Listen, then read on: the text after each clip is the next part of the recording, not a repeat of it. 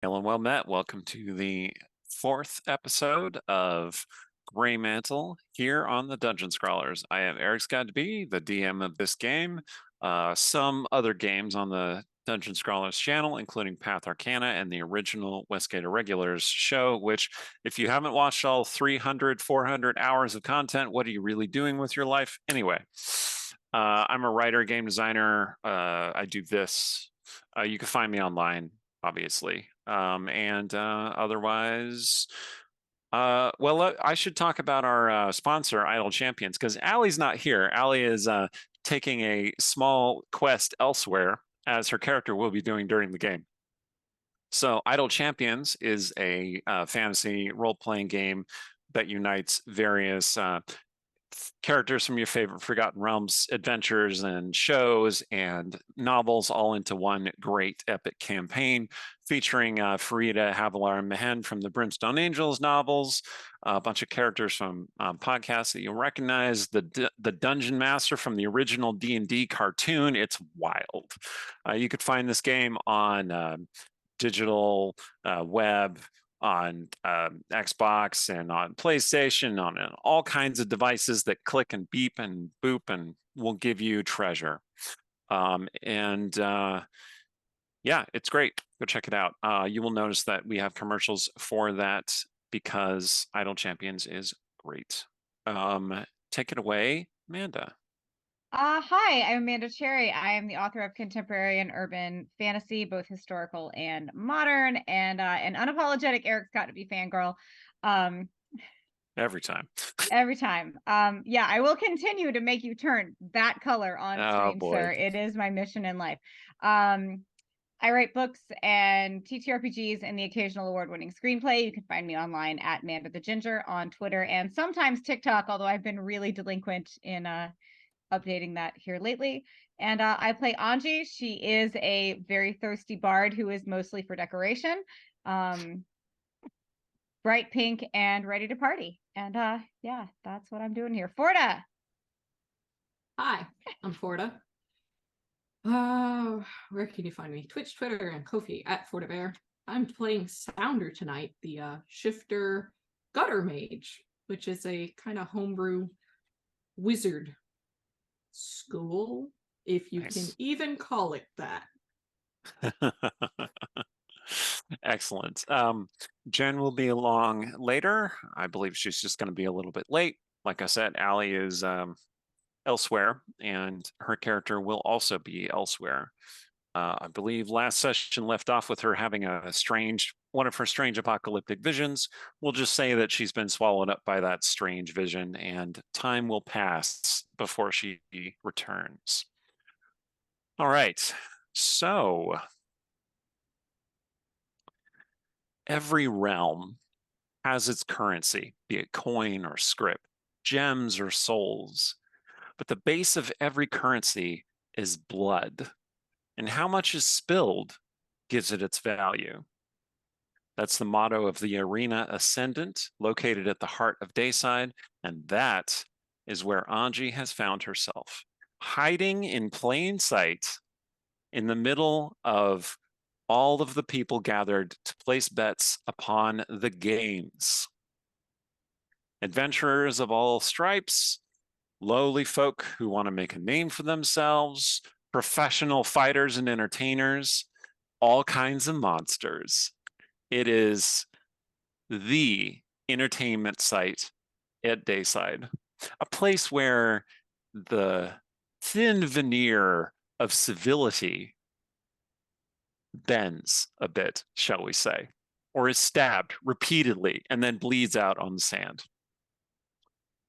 Anji, you are currently watching a very, very gruesome fight between two spear-wielding adventurers and a displacer beast. It is a huge, hulking, black, panther-like cat with tentacles protruding from its shoulders. The tentacles end in these kind of wavy, thread-like digits, like they look kind of like combs, really, to you anyway. And you're not entirely sure what their purpose is. but the adventurers keep swinging their spears, jabbing them through the air where the displacer beast isn't, where it appeared to be, but where it isn't. And they learn to their horror and dismay that that is not the case where it is, when one of the adventurers goes down under the mauling of one of the displacer beasts, leaving only one remaining, and really freaked out about it. The crowd goes wild at this display of bloodlust and death, leaving you to make a bon mot, if you will, or react in some other way. I mean, this isn't my personal favorite brand of entertainment, but the point of being here is that no one's looking at me. They're all watching that. And in a crowd of people, I can thank everyone who says I resemble the person who it turns out thank you. I impersonate her for a living. That is what I do. Thank you so much. I wish I had a business card. You can hire me for your next amusement.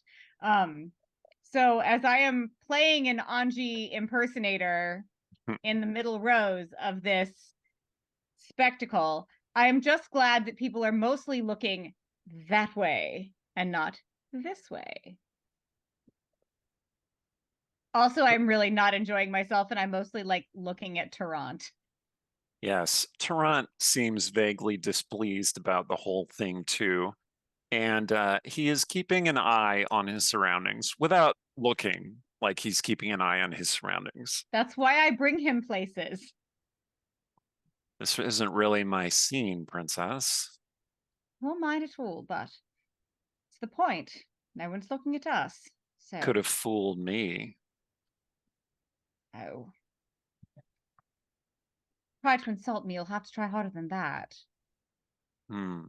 You're telling me that you dress up and make yourself up not to be looked at? Depends on time and place, I suppose. So it's contextual. Entirely. I used to enjoy being looked at on this side of things, and now I prefer folks look away. If I would be recognized here, you would have to do that thing you do and effect a hasty escape. Don't worry. If someone comes after us, I can haul you out of peril again and again. And I believe you, hence I keep you around. Also, he has the little sack of goodies that you took from the train, sprinkled in amongst other supplies to keep them from just jangling. Also, to carry things, I guess. You do have your uses, dear. So let me give you the rundown on the treasure that you acquired from the Doom Train. So while these other fools were up at the front, knocking over the corpse car and getting attacked by the Radiant Construct, Anji and Tarrant were in the back, looting the supplies and the bags and baggage of the rich folk on the train. Your takings involved 50 silver pieces, 20 gold pieces, 3 platinum pieces. Don't worry, I will put this in the chat. 20, and then several pieces of just valuable things. There's a silver ewer. There's a black velvet mask stitched with silver thread, perhaps something that you might be affecting in your attendance at the arena. A small gold bracelet, a cloth of gold scarf, and an embroidered silk handkerchief. If you were to sell all those things, it would total up to 180 gold pieces in value. I will put that all in the chat for you.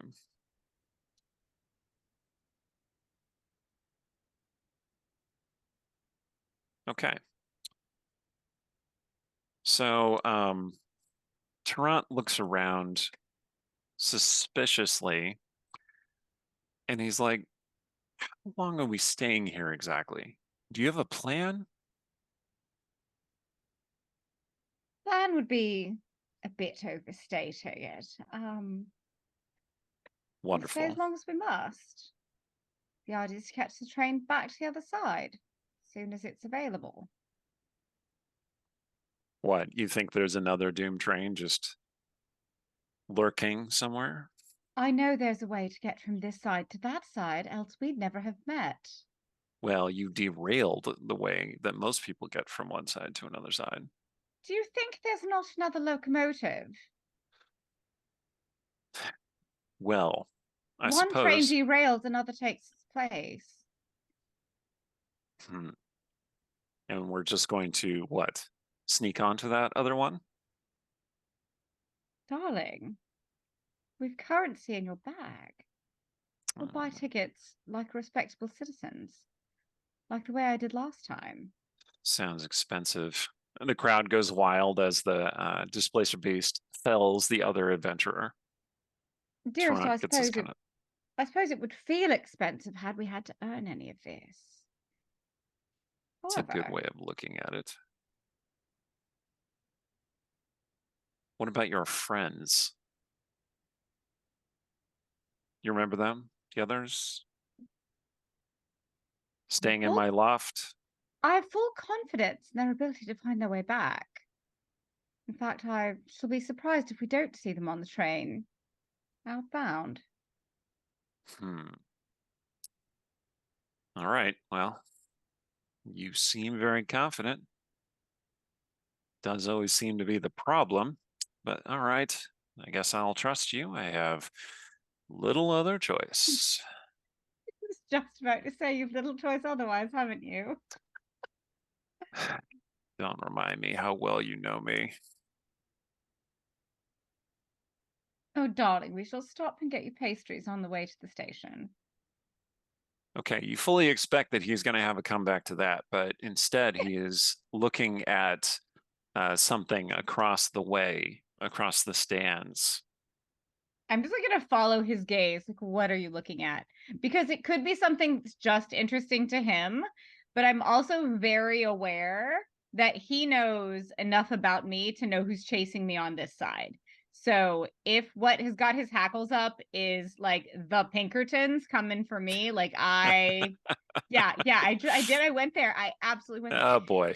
Okay. So I want to be as aware as he is. I can't affect the escape he can, but like I can be as aware as he is of what is happening. Okay, make a perception check, please. Ew, you're gonna make me roll dice? I Come am. on. I Okay, know. okay. Hold What on. a big meanie I am. Where did I put that? It's over here. It's in this window. I didn't even have it open yet. Okay. Perception. That's one. D20. It's that one. Thank you. And so that was not great. Not gonna lie. Shut up. Where am I?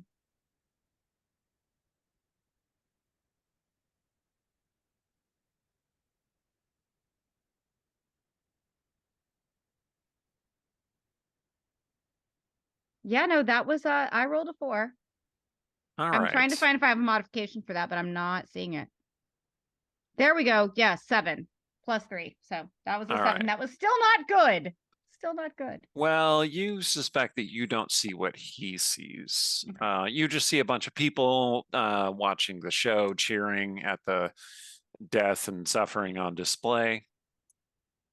But he says, look a little closer, and he grabs Anji by the arm gently, but like, kind of steers her a little bit and points you in the direction of a person who has a very silver cloak.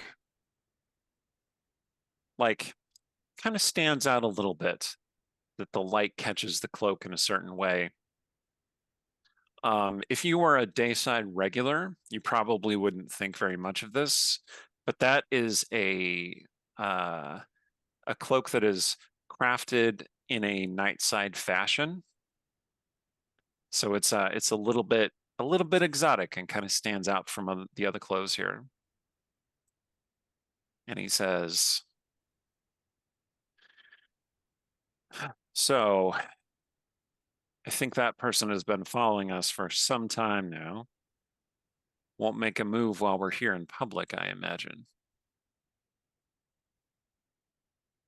Although if there's a big stir, just stay close to me. I'll get you out of here.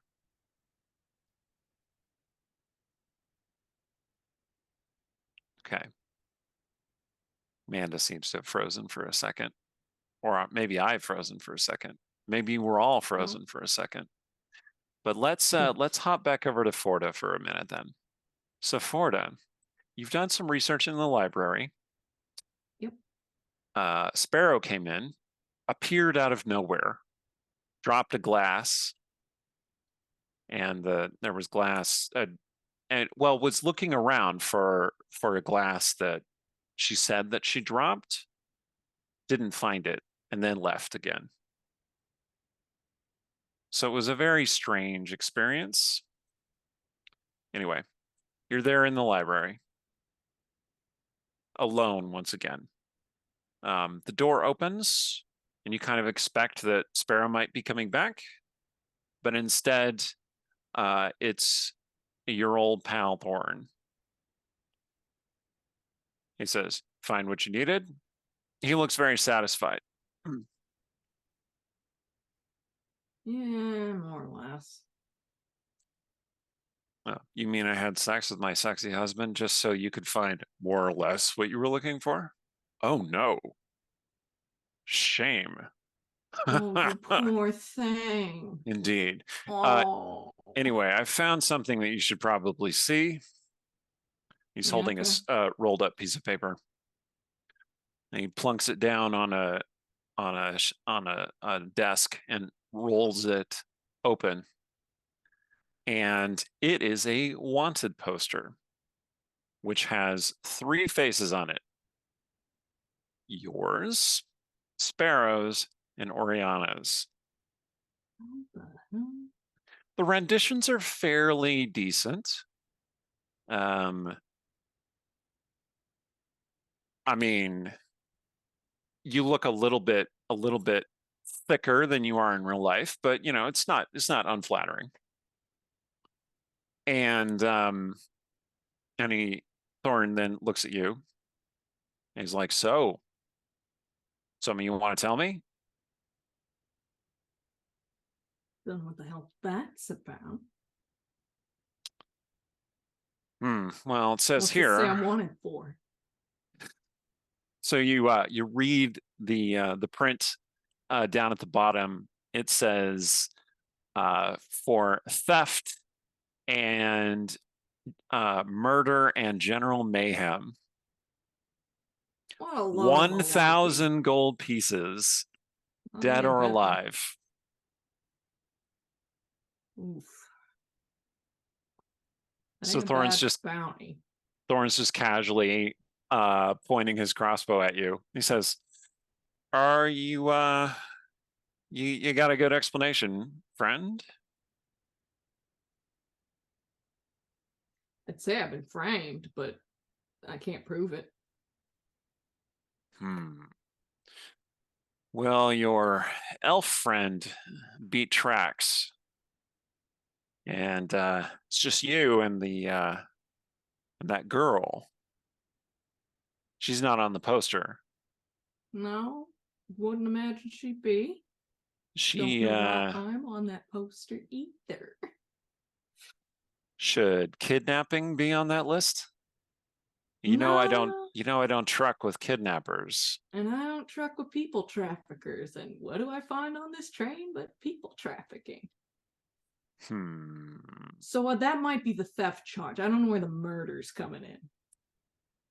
Well, if they're talking about the Doom train derailment, there were a number of people killed in that crash. Yeah, there were. You know what caused the crash? You? No, that dang Radiant Guardian. Radiant Guardian.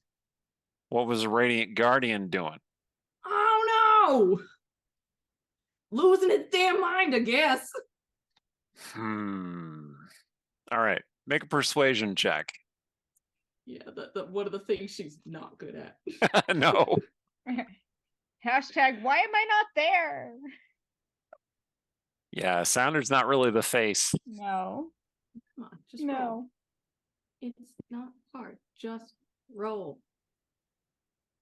What are you doing? Do you have the digital dice enabled that Physical dice just take a never do. long time? I guess it should just be. How do I disable that? I am forever within this close of just rolling the physical d20 and I enabled it at one time and then I was like, oh man, this is really cool. And then I used it for a while and I'm like, oh man, this takes so long.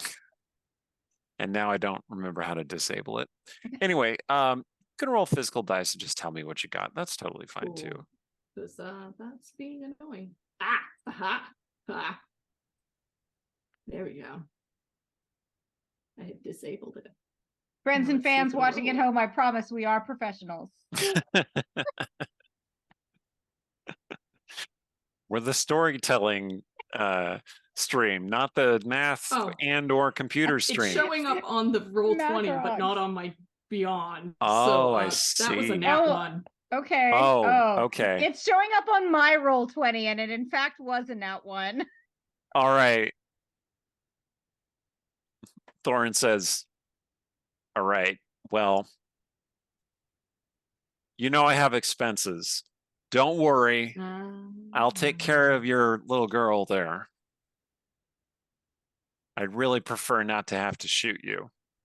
I'd really prefer not to get shot. Would you put your spell component pouch on the desk, please?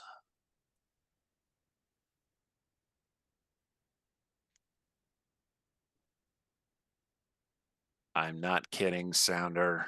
He sounds a little serious. Yeah, put the dang thing on the desk. Starts unbuckling the component pouch because it's not, just a simple, oh, let me just unclip this, put this on. It's pretty well put on there. And So you start unbuckling and emptying pockets, Rumbling. things and bits and bobs from all over. And Thorn's like, hurry up. And then don't rush me. The door behind him opens again, and Durak, the dwarf who is Thorn's husband, shows up shirtless, although you couldn't necessarily immediately tell that. There was a very hairy shirt that he's wearing, but really that's just him. And he's like, Thorn, how is it? Hey, what's going on in here? What do you do? So Thorn looks around, distracted. I am gonna send a message to Oriana that I suppose she'll get whenever she gets it. But the message is effectively, we're wanted, beat feet. Okay. Not going to do anything to try and escape. Not in here. Okay. There's not really a good opportunity to do so without burning some bridges that she doesn't want burned. Okay. Yeah, Thorn looks back to you and seems pleased that you didn't try to escape in that moment of distraction. He says, my friend and I are just having a discussion, Durak. Nothing to worry about. We're going to be taking a walk. We'll be back soon. And Durak's like, okay. The elf, she disappeared. The girl's still playing with the boys, though. Well, that's good. That's good. Is she still playing nice? Well, I haven't checked recently, but I haven't heard any screams of alarm or anything. So, yeah, I think so. Yeah, okay. Hopefully they're not down in the sewers with the Otyug again. And Thorn goes, ugh, those boys will get into any shit. And Duroc takes his leave, heads back down the Shakes her corridor. head because the thought of an Atia just, no. Why? Playing with the shit monster. Yep. Yep. Just boys. Gross. Yep. Okay. So do you empty out all your components and stuff? All the ones in the pouch. I And, see. all the ones that are obvious. Okay. So I'm gonna have him make an insight check. Or he's gonna make an investigation check to kind of like search you a little bit. Yeah.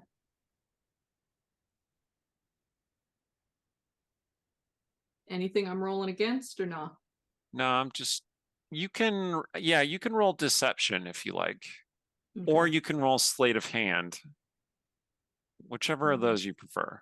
They're about the same, so we're gonna go with the sleight of hand. Let's see what happened. That's a 17. Okay. Much better. Yeah, he does not discover anything other than the pouch that you put on the desk. All right. Yeah, he seems to be content to believe that that's what you got. You seem to have earned a certain amount of honesty points with him. He says, Well, "All right." good. He scoops up the pouch and puts it in his shirt, and then he says, "Come on."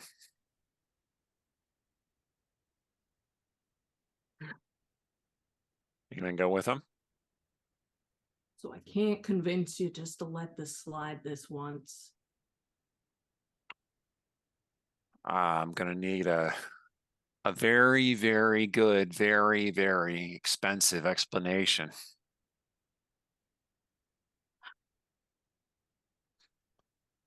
Yeah, I don't have 1,000 gold worth of explanation.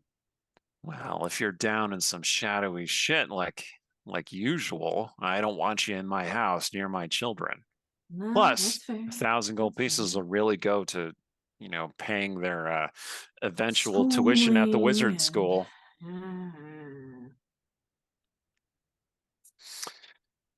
It pains me to do this. It pains me to do this. Don't lie. Doesn't to me. really Don't pain me to lie do me. this. It doesn't. It pains me just. We're going or what? Come on. I had to leave some excellent sex for this. Now let's go. All right. You didn't have to do it. You didn't have to go anywhere. I don't know why you Look, decided. 1,000 gold pieces means I have to. Let's go. All right. He leads you downstairs and out into the evening. Now, evening in Dayside is just a little bit less bright than noon in Dayside. It might as well be like it's still brighter than the brightest Nightside ever gets. So it's like 8 p.m. in Seattle in July. Right. Yeah. Okay. Yeah, perfect. At midnight, it will be like 10 p.m. in Seattle in July. And then the sun will never go any lower than that. It will just start coming back up.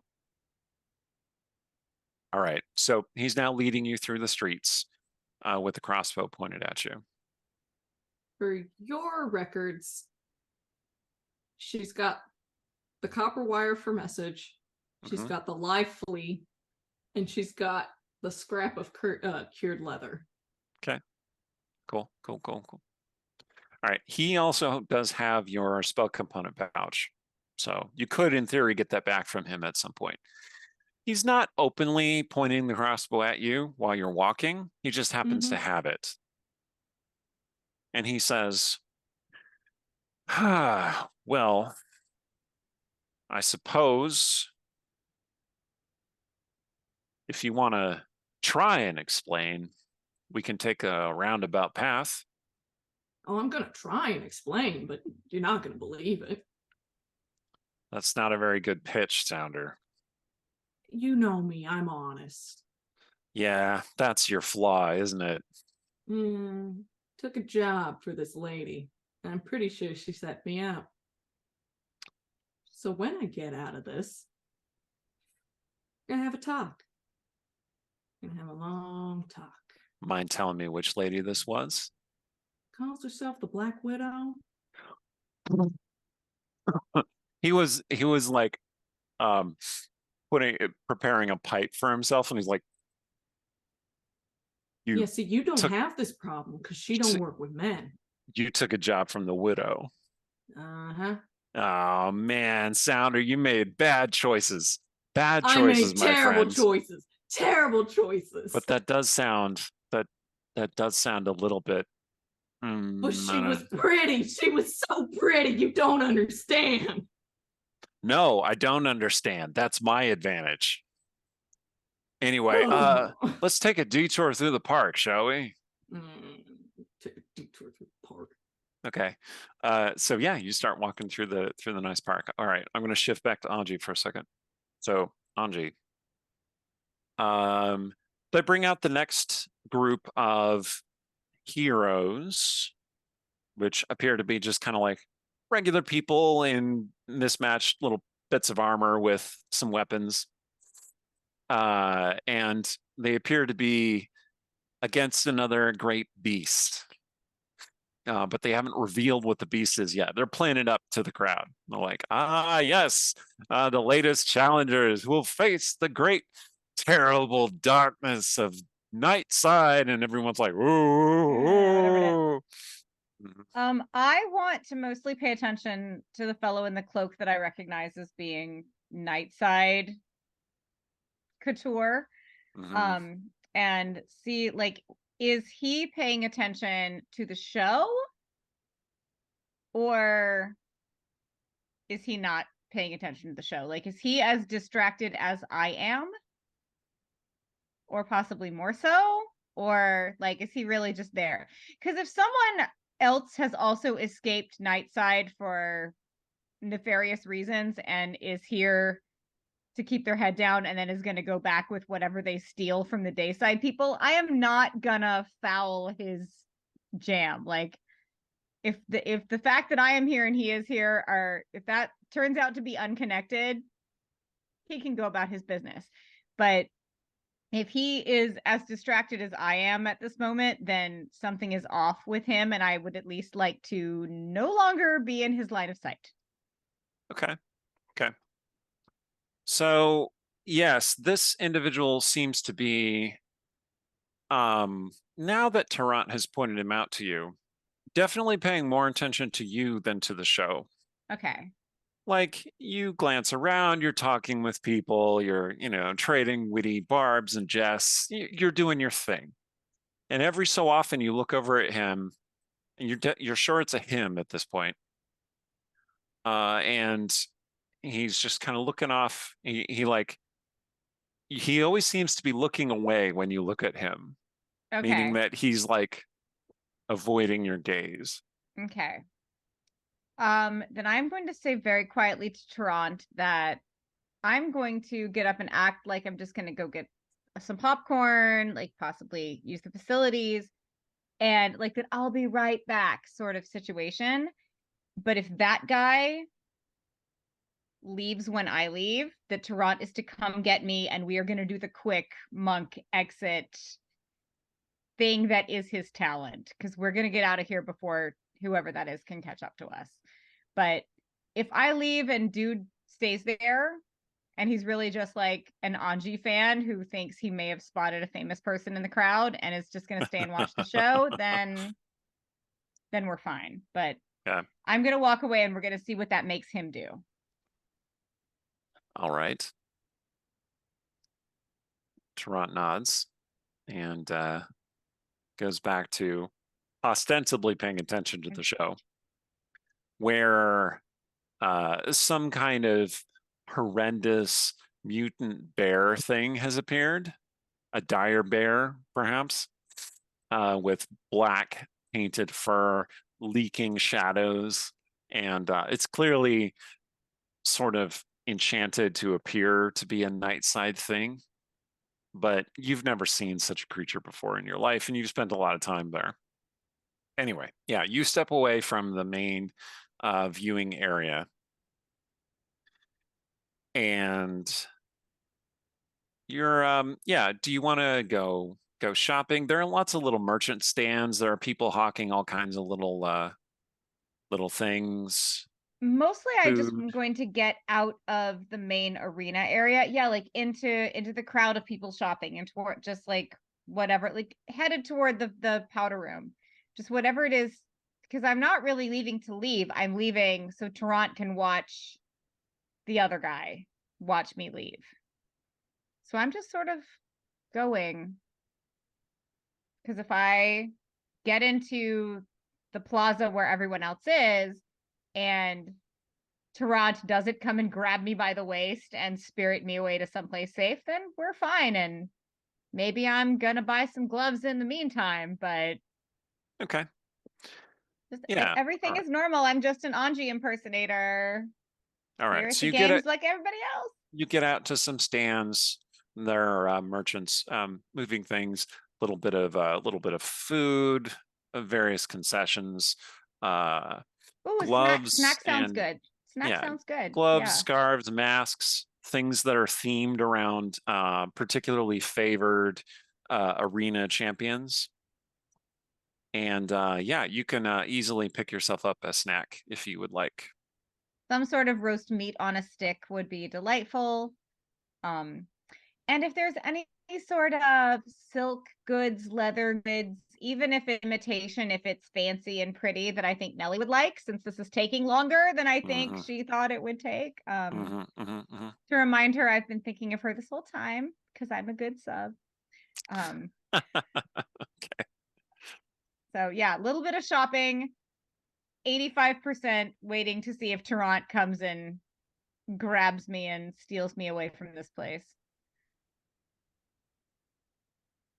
All right. Oh, I see that a wild Jen has appeared, although she seems to be in Sparrow's spot on the overlay, which is kind of funny. Oh, there she goes. Look at that. There she is. All right. Yeah.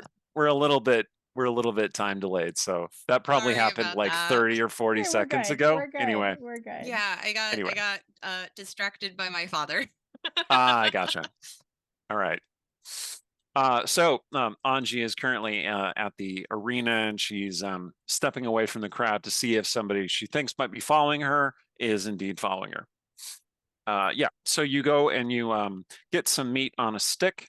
It is the vendor claims that it is prize beef from these excellent cows that he's telling you about, and you're pretty sure that's not the case, but it doesn't look bad. So does it smell good? Do I think yeah, like, I don't care if it's not even really cow. Like if it tastes good, I'm there, because the food on Nightside is so the food is one of those things I miss from Dayside. Like the food over here is just better. It's just better. So well, yeah, yeah, something that is meat and actual vegetables grown in the light on a stick. Like that's what I want. that And it is. he can give me whatever spiel and charge me whatever. I stole the money. It's not actually mine. He Okay. actually did cook the food, so he has earned whatever. It's fine. Yeah. It's fine. Yeah. And yeah, Delicious. it does have a little bit more, like you can taste the radiance, right? That's what we're saying. And I hate everything yes, about this side except the food. one of the advantages, and this is going to be a slight throwback to when I first started gaming about tieflings, is that tieflings in the original second edition, when they first appeared in the Planes of Chaos stuff for that setting, Planescape setting, which was where I first started playing D&D. One of their advantages was that tieflings could eat anything. They would eat bones and gristle and dust if they really wanted to, and they could derive, perfectly good nutrition from it. So even if it were bad, it would be okay. But it's not. Some of us are it's pretty good. snobs. Yeah, and exactly. foodies, and we're raised with like really good caviar in the house. So right. So yeah, and whenever a tiefling such as yourself, Aji, eats meat, there's a certain like primal connection to it. Like this is what your heritage wants you to eat. So anyway, My it's body very says yes. yes, it's very fulfilling. Okay, good. They are indeed selling leather attire, leather gear, things like that. Although, you know, it is dayside and the real kinky stuff tends to be more a nightside sort of vibe. They do have some very nice wristbands and collars, which are probably in a certain context, you know. Yeah, no, like a little matching set where she gets the wristbands and I get the collar. Like, There you go. yeah, do a little of that. Okay, so you're looking Little of through that, stuff. little food, little like, so I, in real life, in case y'all have not figured this out about me, I'm a little bougie. What? I Oh. like I am not afraid to throw $1,000 at a very fancy dinner, but sometimes you want to go to the fair and you want to buy the corn dog and the curly fries at the fair. So this is sort of like Anji's version of get me an earthquake burger and curly fries and a crusty pup and cotton candy and kettle corn. Like this is rich people slumming it, soul food situation. So yeah, Anji's probably going to eat an unusual amount of food on this vendor row because it's you go to the fair once a year and you have to eat everything on the fairgrounds while you're there. Okay. And she thought she would never be back over here. So what serves as fair food over here? Yeah, no, deep fried everything. I need some deep fried butter. The like whole corn cobs roasted, like all of it. We're going to get the nice leather goods for gifts, and then I'm going to eat my way from one end of the fairway to the other. The one thing that you will notice about food in Dayside is that the portion sizes are generally smaller. Food is less filling than in Nightside. Higher quality, perhaps, but less. And you can eat a lot of it without feeling full. It's like they captured radiance as one of the cooking ingredients in the food. And radiance, you can't fill up on that unless you're a plant. But none of you You are ever playing had a plant can characters. of Chef Boyardee spaghetti Yeah. and meatballs? Like it's this big and it's not filling, but it's yeah. Yeah. So yeah, you're eating and you're making your way through the stands. And sure enough, Tarant appears at your side. And he says, it's time to go. Then let's go. Like no questions, no hesitation. Like I don't trust Tarant, but I completely trust Tarant. If he says we're leaving, we're leaving. Okay, and he leads you toward a staircase leading down out of the arena area. Kind of He will notice that I am like unnaturally close to him, lest we need to make a more than mundane exit. That I am very much like, all right, you need to do the super quick thing. I'm already holding on to you. Like we don't play games, we don't take risks in light side. Okay, so it's a spiral staircase, and you're starting to head down. And I'm going to need you to make an insight check, please. Okay. Or a perception check. Either would work. You know, the number's going to be the same. So okay, fair enough. Rumpus and Paratter suggested deep fried Oreos, and I'm going to say that those are a nightside only dish. But yes, they do have those there. I rolled a 19 and I've got +3, so 22. Okay. So as you're walking, you notice that he is moving very, very quietly. That you expect, since he's carrying all that coin, that it would jingle a little bit, but it's not jingling. But I know what this is then. And I'm just holding on to him and we're just going. Yep. Yep. And you're wondering about whether he has that bag of loot or not. And when you get further down the staircase, he pulls you to a stop. And he looks back up. And then he looks down at you. And then he shoves you up against the stone at the middle of the staircase. And he says, all right, so here's how this is going to go. And you hear more footsteps coming from above, and he looks up again, and then he looks down at you. He says, like this. And you see that there's something strange about his eyes.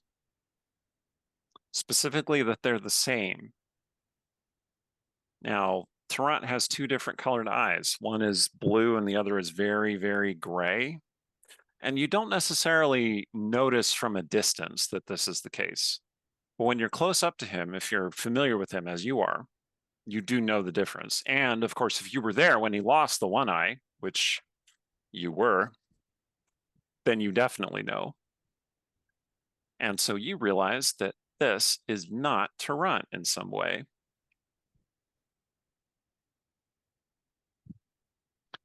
And we're going to leave it there for a second and go over to Oriana. Oriana, you're strolling through the streets. You had a very successful infiltration of the wizard school. You got yourself a handy dandy little feather falling rock. Yeah. It's a good day. And that is when you see folk plastering up posters which say wanted, and then they have 3 faces on them. Yours, Sounders, and Sparrows. Oh, no. And it says wanted for robbery, murder, and general mayhem. 1,000 gold pieces, dead or alive. Hey, I wasn't even wearing my face. How rude.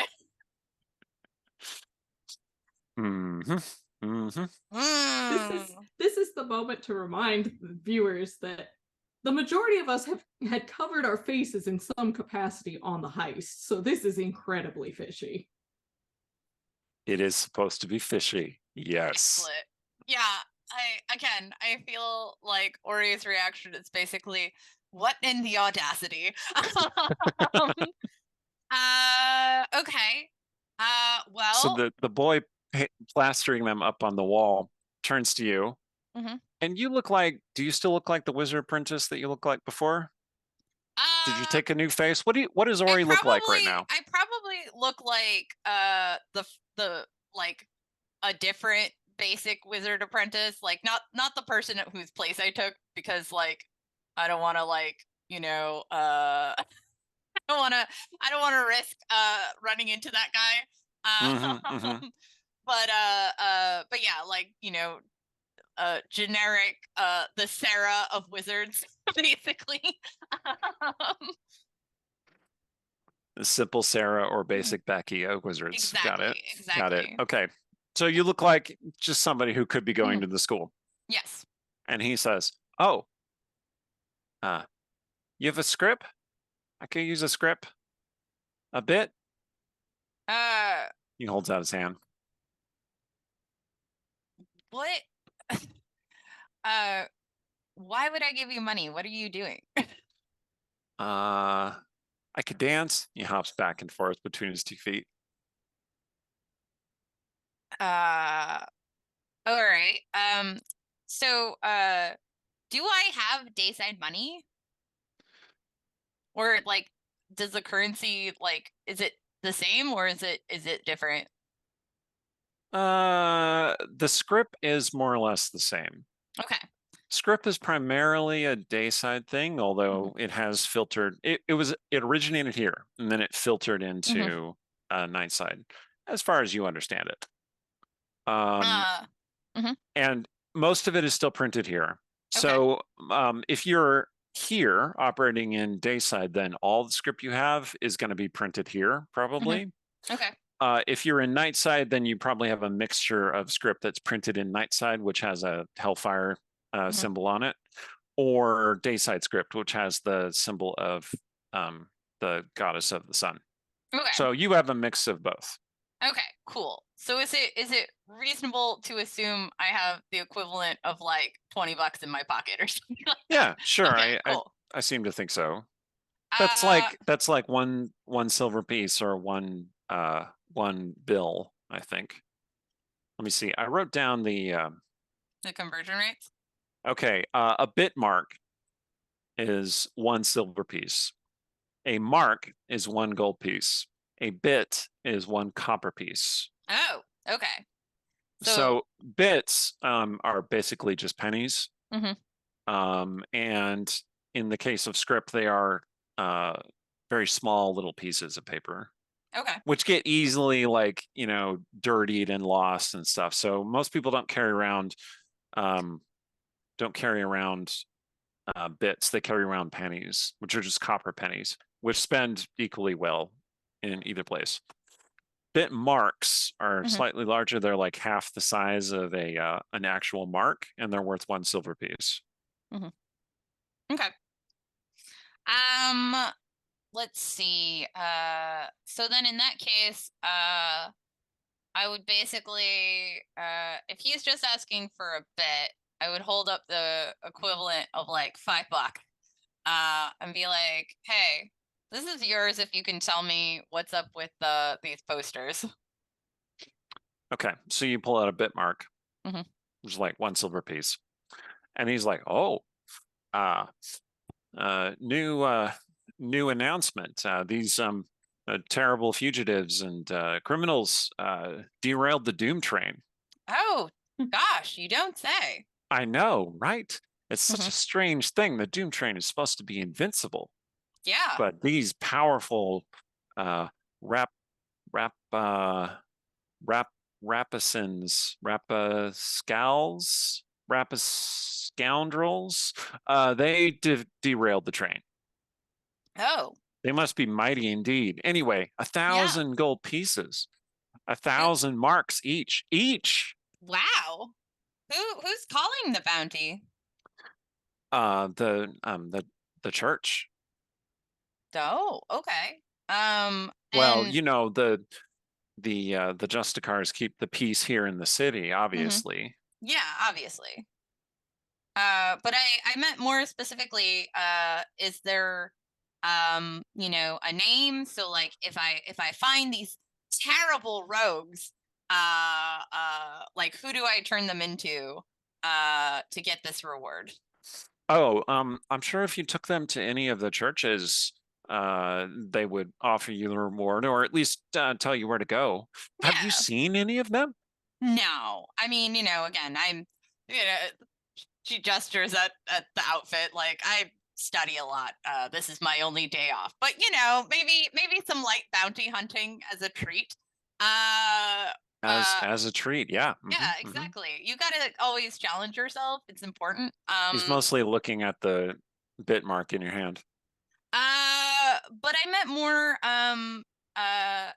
if you could say which of the justicars in particular is sort of leading this crusade. That is something I am curious about. Like who's heading the investigation? Because again, I am surprised that thieves and murderers of this that are so powerful that they could derail the Doom train wouldn't hide their faces. Like that seems just brazen, frankly. Well, oh man, I'm having some difficulty remembering. I'm so distracted by something. He keeps looking at the bit mark. She pulls out a second one. Oh. You remember now? I think it's High Justice Darrett, who is the one in charge of this particular investigation. That's who I heard the announcement from. Well, Ah. when they gave me the posters, they paid me 3 bits to Wow. put these up. Yeah. Interesting. Wow. Okay. And what can you tell me about High Justice Darrett? So they paid me 3 bits to put up this group, but if somebody catches all 3 of these scoundrels, I won't have new posters to put up. But if someone only catches 1 of them, then Mhm. they'll have to update the posters for just 2 faces, and then they'll pay me more bits to put up more posters. You see where I'm saying Ah, where I I'm going? see. I see. I see. So if I came upon these terrible people, I should only catch 1 of them, so that way you could get paid more. Well, I'm not saying that exactly. Yeah. I'm just saying that, we all have expenses. Of course. Of course. All right. Well, is there anything else this person told you that I should know about these people? Or better yet, who else is my main competition for finding these guys? Because I would be inclined to not take on so many people at once, but I can't say what other hunters would be. You know what I mean? Right. Well, I'm just a poster lad. I only know so much about bounty hunters in the city. But Yeah. if you had, say, an entire mark, I could tell you where the posters came from. I want to try charisma to talk him down a little bit. Okay. I'm not made of money, kid. You can haggle with them. Go Yeah. ahead and make a persuasion check. All right, let's see. I mean, you have been haggling with them. Let's see. We can leave some of the more of it behind. Just go ahead and make a check. 17. All right, we can gloss over it. So Yeah. you haggle with him and you get him Yeah. down to 3 bit marks, which is Cool. equivalent of 3 silver pieces. Sweet. All right. Yeah. So you pay him? Yeah. Okay.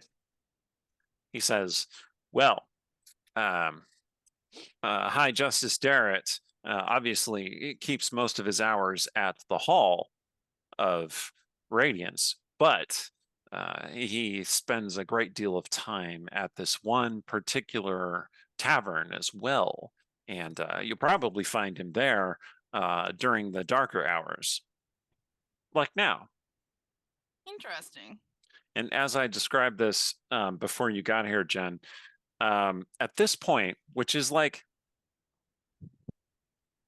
late in the evening, it's like 8 p.m. in Seattle during the summer, right? Okay. It's still light outside. The sun is still there. You could still see it. It's at the horizon. At midnight, the sun will have touched the horizon and it will be a little darker, but that's the darkest it's going to get. The sun just then comes right back up. Gotcha. Okay. So, like, the streets are less occupied. It's like more people are headed inside to pass the night, but because there's light all the time in Dayside, the city never sleeps. Okay. Okay.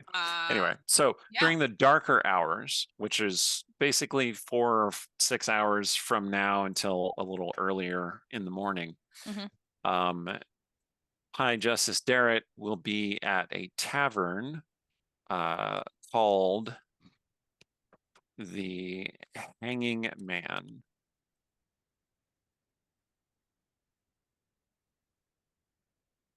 And the boy gives you that information in kind of a conspiratorial way. Like, this is kind of a dark secret that, justicars aren't supposed to do this kind of thing, but this is where this guy hangs out. Interesting. Okay. And he says, yeah, I hope you catch these ne'er-do-wells. And if you should happen to catch only one of them, make sure you turn them in immediately so that we can get updated posters. Obviously. It's important. It's important to keep Of information course. out there. Yeah, we have to get these rogues off the streets as fast as possible in a single file line. Absolutely. Single file line. Emphasis on the single. Yep, Thank you. yep. Thank you, my lady. Sarah Worthington. Sarah Worthington. My name is Pip. If you're ever looking for anyone to post up posters or do odd jobs for you, Apprentice Sarah, Apprentice Worthington, Lady Worthington. Which That'll of these do. feels right? Lady. Lady Worthington. Good, good, good. Pleasure doing business with you. Hope to see you around. Course. Thank you, Pet. Okay, he scampers off. So it sounds like I need to go back to our hideout. Okay. So you have directions to the brick building where Thorn lives. You have not been there yourself. You followed them until you saw where it was. Yeah. And then you went off on your own way. Yeah. Which is ostensibly where Sparrow and Sounder are. Yeah. You also know that Anji is supposed to be at the arena. It's pretty obvious where the arena is. Okay. Dayside is erected on a series of hills. The arena is at the top of one of those hills. All right. And it's basically like a Coliseum sort of thing. Okay.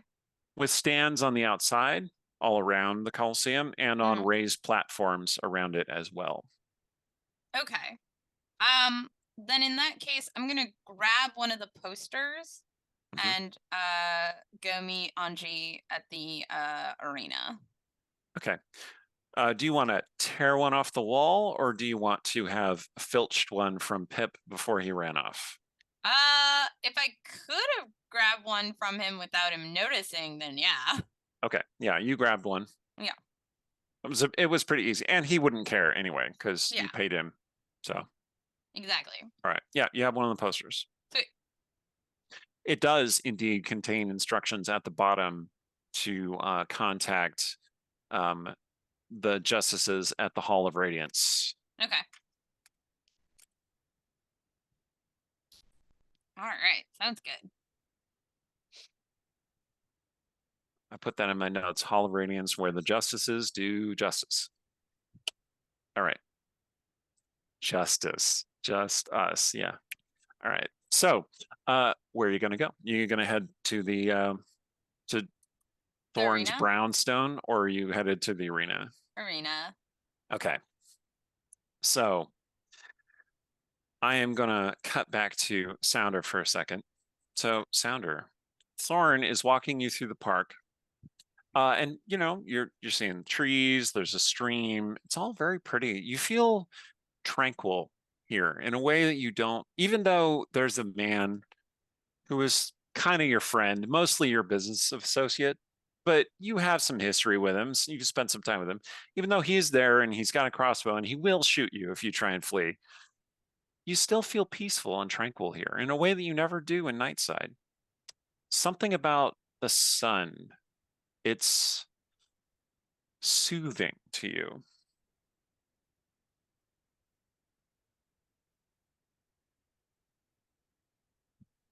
It really is nice over here. Yeah, it is. Florin seems to be looking for, just kind of looking around. He's taking his time. He's not, you know, in any hurry to take you in anywhere. Well, that's good. Now, remind me, what does Thorn look like? Thorn is a big man of some orc and human heritage. He is very broad in the shoulders. He's about 6'8", 6'9" or so. Really, really big. But he can move quickly. You know that he has some training as a thief, essentially. Okay. And he's good with that crossbow. Yeah, he has a fair share of scars. You have probably been on a couple scrapes with him, so you know the source of a couple of those scars. I don't know if you inflicted any yourself, but yeah. Is he the sort of guy that collects them? Like, collect does he scars? take great pride in them? Sure, let's say that he has been known when in his cups to brag about a couple of scars and what they mean to him, what they remind him of.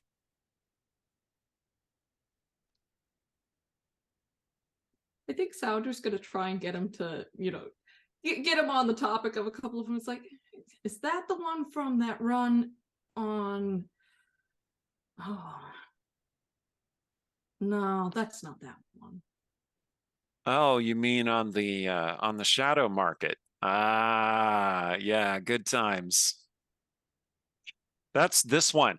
He lifts up his leather armor a little bit to show you the scar on his hip.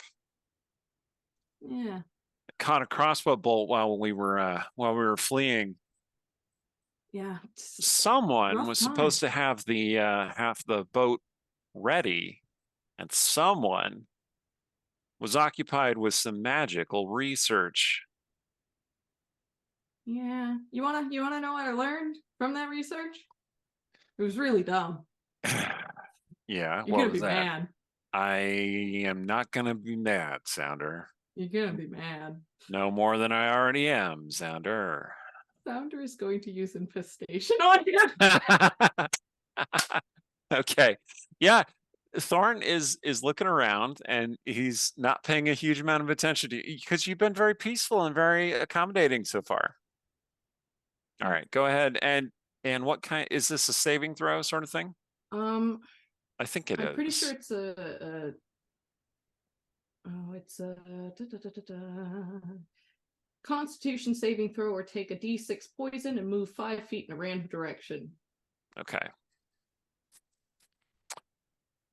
And what's the DC on his save? The DC is 13. All right. Sorry, I don't have my glasses on, so yeah, the no worries. print on this screen is this big. I'm like, what does that say? All right, he did not make it. Excellent. All right. So insects appear on him. What is this spell manifest like? Why don't you give us a description? Sounder as one of the things that she manages to not have in the component pouch. It's just a little tiny jar with a flea in it, a live flea, and she just kind of is got her hand on it and just kind of just turning it over and over in her pocket, and then it's just like, yeah, this one, just this spell, this one, just a tiny little flea flees upon you. And that's more or less what happens is he's just covered in fleas. It's oh my god. The worst plague of fleas upon you. Okay. What? No. And all right. So you do him some damages. Grab that component pouch and fluff it. Okay. What I'm going to need you to do is make a sleight of hand check, please. Okay. Because unfortunately, all of my expensive components are in the component pouch. And I would like to have those back. That's a 14. Okay.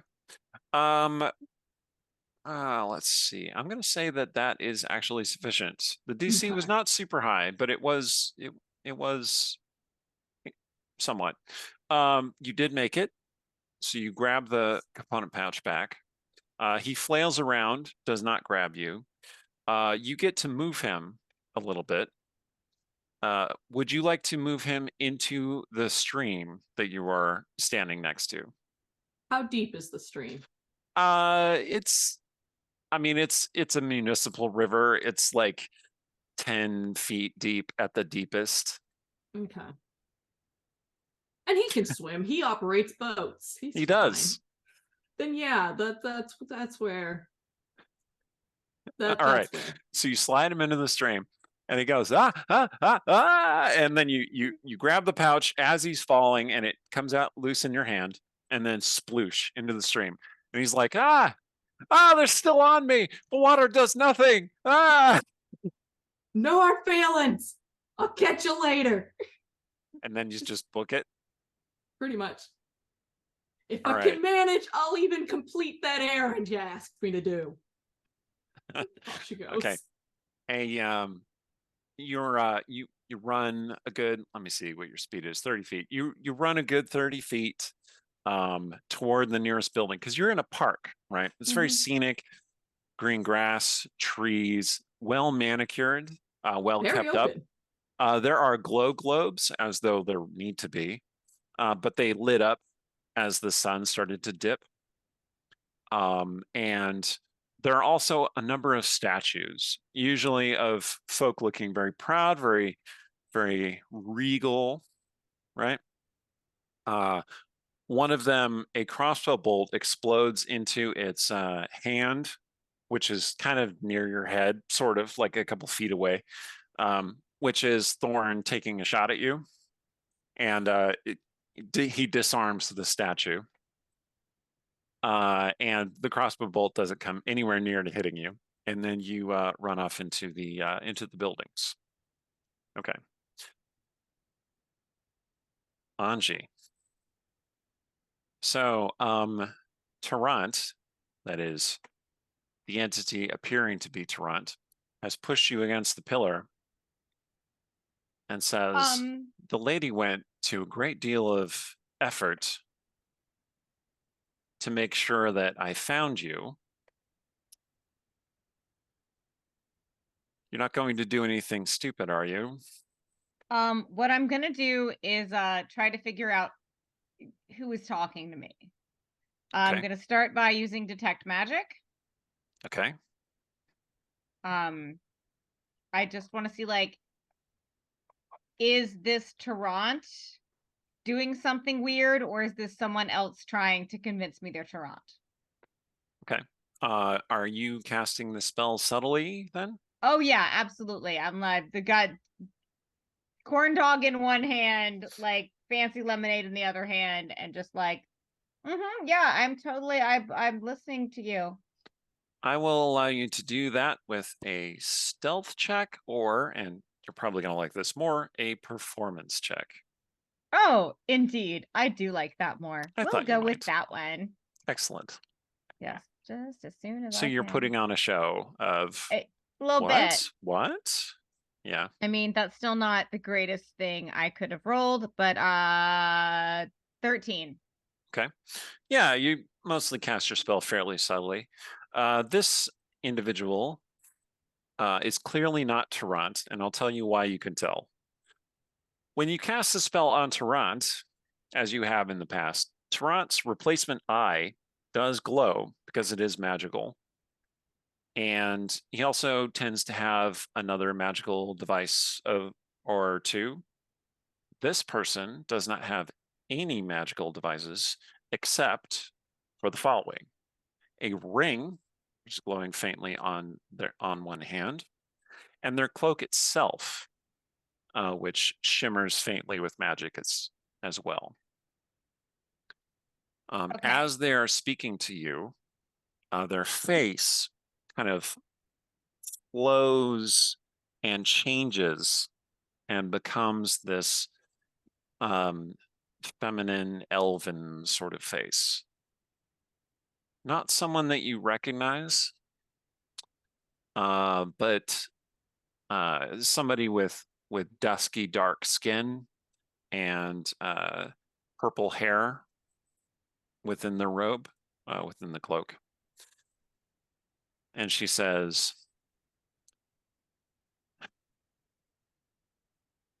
"You must come with me now." I take my little stick that's had meat on it, but it's like pointy on the end because that's what you need to put the meat on it before it's cooked, and like put it right beneath their ribs, right where it's gonna really fucking hurt. I didn't use our 1F bomb, by the way. Thought about it. If I were to put any more pressure on it, you will tell me who you are, or I shall run you through here and now.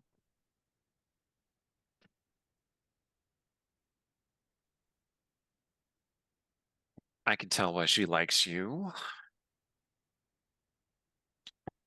I am a servant of the widow. She has tasked me with extracting you. I am the face dancer.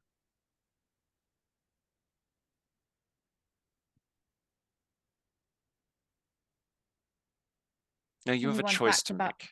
Tell me one fact about myself she would know and no one else would. And this like this the point of the shish kebab situation is pointing like right into her. Like, because the fact is, if this person really is with Nelly, like, let's go. But I'm not gonna trust anyone on light side. So yeah, this is a real threat. I'm gonna stab this person if they I don't see. prove that they're who they are. Don't have time for this. Your fool may be coming at any moment. All right, fine. Well, she knows about the tattoo, but most folk in Nightside know about the tattoo, I think. So let's say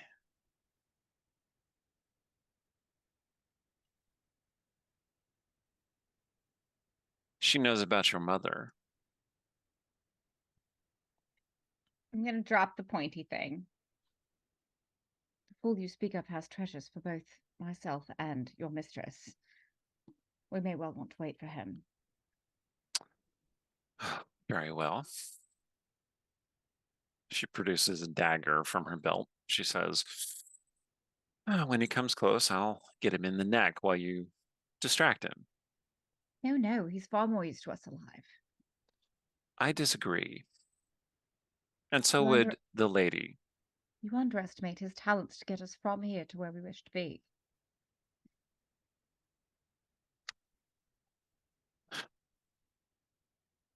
She points the dagger kind of gently, sort of not real close to your face, but at your face. Why are you defending a man? She says the word like it's, well, like it's the one time we could say it on our stream. Usefulness, dear. You'll get both of us from here without being spotted. Very well. If you wish to do away with him, I shan't stop you. I should merely ask you wait until we're back on the other side. Go ahead and make a persuasion check, please. Hey! Yeah, it's your thing, I know. Oh, that was a nat one. I see. It's still Oh, an no. 8. It's still an 8, but it was Okay, a nat one. Okay. Fine. I didn't say the word, but Heck. I thought it She, real loud. She puts the dagger away, and she looks up, and then she slips past you further down the stairs. Okay. So shortly thereafter, you see Tarrant appear coming down the stairs. And he says, there you are. Why'd you go down this way? He has the 2 different colored eyes. Much to say the time to do it in. You should hunt over the treasures.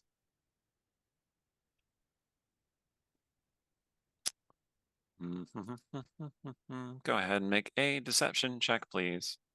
Okay, but I'm being super honest right now. I'm not even trying to deceive this guy. Oh, I know. How dare I be honest? Yeah, it's still a 20. Yeah. Okay. The thing about deception is deception isn't strictly lying. Deception is convincing somebody of something in a way that does not involve being straight with them. He goes, all right. He unslings the bag. He says, I thought you didn't like carrying things. Now get away, get out with your life. See you back on Nightside or I won't. What is that supposed to mean? He says as out. a shadow appears behind him. Get out. And a dagger comes at him. And that is where I think we'll take our break. Leave us on that cliffhanger. Before we go, I wanted to show off this shirt that I'm wearing, which Jen made as part of her kit in Kaboomal. You can order a very cool shirt about goblins exploding things on I don't even her wear site. t-shirts, and I'm gonna have to have one. It's very cool. they should hopefully be online before the end of the month because I'm still trying to finish getting out the rest of the Kickstarters. Yep, gotta hit that Gen Con rush too. Oh yeah, definitely. I'm excited. I'm so glad you like it. Yeah, it's very cool. And otherwise, we will be back in a few minutes, so don't go away. Pick up your gear and open your chests. Throw on your armor and head out on a quest. Hey, hey. It's a brand new day. On the Sword Coast, your allies will help with blades and bows and magic as well. Hey, hey. Heroes on their way. Fighting together against overwhelming odds. Fighting together in favor of multiple gods. Idle champions of the forgotten realms. Idle champions, adventure never ends. Idle champions, get your wall and nail. Idle champions, you will say it again. Idle champions. We're back, but before we get back to the game, Amanda has a special guest. I mean, I do. This is Widget. This is Lord Widget of Rom. He's a 7-month-old Cavalier King Charles Spaniel puppy. And he's very happy to be here. Yeah, He is entirely too cute. Boy. All right. see, Widget is the whole reason that people come to this show, right? So make sure you bring Widget back next time. I will forever make sure there are puppy appearances if that's what's going to have audience happiness. Hi, baby. Hi, yeah, good boy. Maybe somebody will clip the Widget bit. Anyway, so yes. Oh man, that cute dog. Okay, where were we? That's right. Attempted Potential murder. murder. Yeah. All right. murder. So yes, this is the first time in a few sessions now that we're going to have something like a combat. And how that's going to work is that I am going to have Anji roll initiative. Oh, I hate that. We hate that. Hmm. Okay. Okay, Widget, we're going to do it. We're going to do it right now. Okay. You can have Widget roll the initiative die if you like. Do you think I'm not doing that right now? I do think you are doing that right now. Okay. Let's see. Puppy was helpful and wait, gotta find it though. That was 18 plus 3 is 21. Okay. So let's see. 21.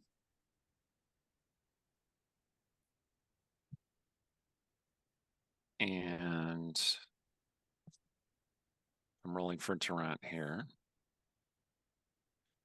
with the unnaturally slow D20 die. Why are you so slow? Just give me the number. Okay. He's a little slow in the uptake here. And But he's fast when it counts. yeah. Anji, you get to move first. So the face dancer has appeared behind Tarrant and is attempting to stab him. What do you want to do? This is a total dilemma moment. Mostly I want to like try to get behind the face dancer. I will be like trying to instruct them maybe to not do what they're trying to do while I'm moving, but mostly I want to get like behind them. Okay, so you're on a spiral staircase. You are at the bottom. Then there's Tarrant. Then there's the face dancer who has somehow maybe leaped, maybe climbed up to get to the next level. And it's a Okay, pretty then- narrow staircase. You can push Okay. past Tarrant and get in the way. No, I'm gonna yank Tarrant, like he's probably gonna wind up falling down the stairs, but like I'm just gonna like yank him out of their reach as I Okay. move to try and get So I don't know if you've ever seen roller derby, but I'm gonna basically take a hip whip off of Tarrant to try and get behind the other person. So I'm gonna take all of their momentum and their position and like lever past them to try and get behind this other person. Amazing. So he may wind up falling down. That is not my intention, but I won't be mad if Tarrant falls down. All right. What I'm going to need you to do is make an athletics or acrobatics check, whichever you prefer. I will And make the an one- acrobatics check because Okay. I have more numbers there. And that is in fact a positive integer. Excellent. Yeah, 12. Anji kind of noodle arms. 12. All right. So let's see. So then I'm going to have both of them make a check because it's kind of a complex grapple that you're initiating here. I didn't mean for it to be complex. I just roller derby is Well- the only sport I participate in. I know how to do one thing, and it's like grab somebody, move past them. It's complex mechanically, and complex as in like multiple people are involved. Oh, okay, cool. So you grab Tarrant, and he seems momentarily like startled by your forwardness, and then you shove him out of the way. But like I'm gonna throw him down the stairs. He's probably not real Chuck him thrilled, down but- the stairs. He goes rolling down the stairs, at least a couple of steps, and you propel yourself toward this face dancer who is not at all expecting this, and they do not get out of the way. What would you like to do to them? Would you like to shove I them would out like of the way? Would No, you I would like to tell them if we should leave, we should leave. Okay. Like that man is not of consequence. Like you want to go, let's go. Like let's get out of here. All right. So you present yourself in front of the person. Toss Are we leaving? Tarrant away. Are we going? Shall we? She grabs your arm and pulls you back up the stairs. And now the two of you are running from Tarrant. Tarrant will understand. I will be able to explain to him later. And I am happy to have the assistance of Nellie's person to get me out of Dayside. Like, this is better than I ever could have imagined. Like, let's go. Although from Tarrant's perspective, you've just been kidnapped by somebody. I mean, we're going to have that conversation later. And I Right. hope he survives to have it. But right now, he is safe and falling down the stairs. And I am leaving. So the chase scene begins. Okay. Sounder. You are hauling ass toward the arena, I guess. Yep. Just kind of off into the streets. Ori, you're making your way toward the arena. You see Sounder Yeah. come running past. Hey, All right, Sounder. or I should say- some random mage apprentice has called out to you. message. It's me. Message us back. Small hiccup. Message back. I feel like Noticed. we're running towards the arena, like, Yeah. and just messaging back and forth. Oh Okay. yeah. Like Ori just holding up the poster with like a what the fuck expression on their face. So Sounder goes running by. You start this message. Then you see this very wet, very flea-bitten half-orc come trudging up behind Sounder. The reason she is still hauling ass even after all this time, because Thorn is persistent. In that case, if he's being that persistent, let me see if I have something that will help. He's just leaving this trail of water and magical fleas in his Ew. wake. Like Ew. water's flowing out of his boots. I'm gonna cast a darkness, like put a darkness bubble right behind us to hopefully Okay. confuse him. All right. Yeah, he staggers into the darkness. Yeah. And you hear him go, "What the?" and then he smashes into something. Wood shatters.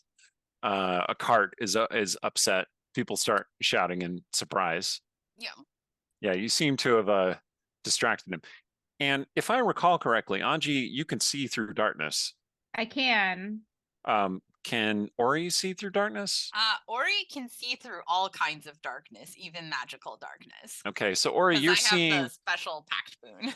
you're seeing this whole comedy of disaster unfolding within the globe of darkness, and it's kind of funny. It is. Anyway, Like, and yeah. message to Sounder, you owe me. I don't. This Okay. is payback for you and the last time. All right, you two are headed up the hill toward the arena. Now, as I described before, it is at the top of a hill, and going up a slope like this takes a little bit of huffing and puffing. I would like you each to make an athletics check, please. Oh no. Oof. Oh no. On the one hand, it's technically something Sounder is good at. Ah! I rolled an 18! In Excellent. theory. In practice, that was a nat 1 for a total of 3. All right, Sounder, you're a little tired out from the running you've already been doing. Ariana, you see Sounder flagging a little bit, but adrenaline has grabbed you. You're having the best day, right? You infiltrated the Mage Academy. You totally stunted on this poor mage squire who was trying to summon something, who burned his eyebrows off. You made off with the floating stone. You talked with this kid. You started your own Baker Street Irregulars in Dayside.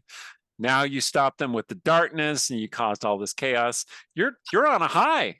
Yeah. So yeah, great. you can help Sounder up and keep running. Which that's helpful. Sounder, you're getting a little bit tired, especially running up a slope. And yeah, you accomplish it fairly well between the two of you. Yeah, you get up to the arena where you can see. All right, so as I described, there are platforms outside the arena that seem to have been erected afterward. Like the arena Coliseum itself is old, has stood there for many centuries. These platforms are basically like painter scaffolding that's erected alongside a building. And on these scaffolds, that's where you'll find vendors hawking their wares to people attending the games. Normally, these would just be like balconies where people could look out over the city, but now there's a platform attached to them. And they're rickety, right? These platforms are not particularly well designed. There are lots of codes. Yes. Remember that Dayside is a very regulated place. But just because it's something is technically legal does not necessarily mean it is a good idea. And you see Anji being hauled along or doing some of the hauling herself in the grasp of this silver-cloaked person who you don't recognize, just some stranger, kind of an elven face, dark skin, kind of a little bit like Sparrow, but like the coloration of the skin, the features, very wrong. It's much more similar to what the Black Widow looks like. So an elf of the Winter Court, as it were, hauling Anji away, and you see a black gray cloaked figure. This is Tarrant following them, and he is leaping and balancing on railings and making his way nimbly down the Colosseum walls, seeming to confront them at every turn. Like he is faster and more agile than those two are. So you come upon this situation. They're about halfway down the Colosseum, about 30 feet up from you. How would you like to intercede, if at all? Message goes to Anji real quick. Context, please. I'm not good at this messaging yet. Yeah, so you hear Um, Sounder's voice in your head. No, I understand that I hear it. You get to decide how much of what I say back translates, which is, I am fine. This is complicated. Keep Toronto alive. Okay, yeah, you can get that across, you can get that gist across. Yeah, Tarant appears in front of the two of you, landing down from above, and he produces a short sword, and which he points at the face dancer, and he says, "Unhand that lady." No, I'm in hand. I'm fine. This is voluntary. Please She hisses at him get and on. hurls a dagger at him, which he deflects with his sword. But she has also thrown down a little, like a little vial of something, which explodes in this burst of fog. So now there's this fog cloud covering part of the Colosseum wall. Toronto. Swear words I don't get to say on stream because we have rules. Yeah, the I'm face well. dancer Get hauls out you with your away. life. Face dancer hauls you away and says, "Your boyfriend is very persistent." He is not my boyfriend. He just thinks it's his job to keep me alive, which is a fine job to have, except now it's yours. And so That's let's a get out of here. boyfriend. She keeps hauling you. She hauls you the other way. If Sounder Don't can you get one like more him? message out in the midst of this argument that you're having with your not captor, you get, cool. Ask her why our faces are on wanted posters. Speaking of, Ori messages Sounder Oh, like, "Why are you wearing your face outside?" Okay, so like Anji doesn't know, like hasn't seen these wanted posters, but Anji also knows some things in general. So the message you're going to get back is, that's just light side. It sucks here. Let's go home. So there are people near you, Sounder and Ori, at the base of the Colosseum, who are looking over with some interest. And they're like, "Oh, is that her?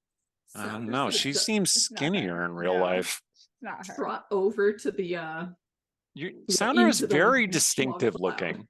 unfortunately. Mhm. Yeah, like Ori will kind of like push Sounder into like an alcove or an alley or something. In response to the message sent of why are you wearing your face out here, you get, don't have any way to hide my face out here. All right. I will use my second my last spell slot to cast invisibility on Sounder. Okay. So, Sounder, you've been invisible before. Not Probably frequently, not frequently, Not frequently. but like it's a strange kind of out of body experience because you can't see your own body. But you feel just a little bit more detached. And Ori has placed a spell on you not a moment too soon because two justicars appear to be headed your way, drawn to the disturbance. With my back still turned, I'm going to quickly change a face to be, you know, a different variation of mage, just to be safe, because we like having extra layers of assurances in this house. Okay, how is this mage different? Old and wizened? I'm gonna say Young and optimistic? looks younger, you know, Looks like, younger. yeah, Recent, like recent apprentice. exactly, like this is the freshman in their first 2 weeks. Okay. Got it. So yeah, you Yeah. change your face. You look over. There are these two knights in plate armor with white tabards. Mhm. And they say, "You there, Miss? Have you seen any suspicious people come through here?" Oh gosh. I mean, yes, there was this whole cacophony of noise and a cloud and Another I cloud appears up on the like that on one. the stairs. Yeah, they look up. All right, we better go check it out. Yeah, and they head off.